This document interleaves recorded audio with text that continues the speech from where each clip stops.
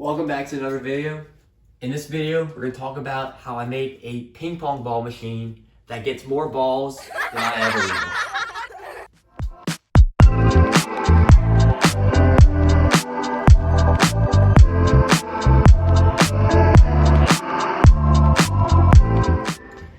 Okay, so this is the ping pong ball machine. It's completely broken now because I made this 2 years ago, but I still have some of the main components in it, and I'll explain how it works.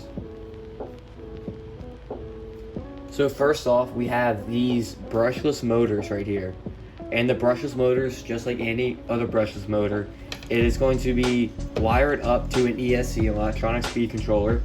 Buy these off Amazon pretty cheaply. I didn't get that powerful one because it's a ping pong ball. They weigh very light. And these are just basic toy wheels too. There's really nothing special about them. They're kind of grippy, which is what we want so we can grip the ping pong ball, but it doesn't have to be super grippy. So pretty much it's very simple how this works. You hook each speed controller up to a receiver, and not a receiver, a transmitter, just like an RC transmitter for a DVI plane, car, etc. And you can control the speed at which both of these spin.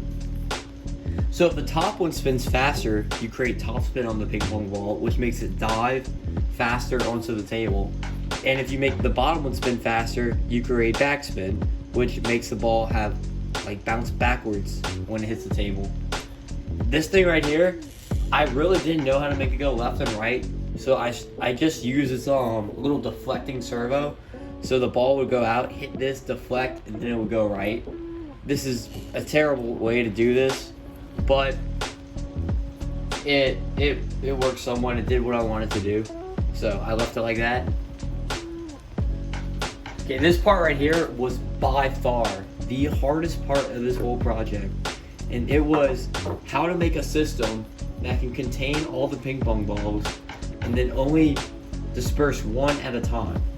So most of the ones on YouTube right now, they show this cylinder in the middle, and then it spins with like 3 grooves in it, and then as it cuts out, it just dispenses one ball at a time.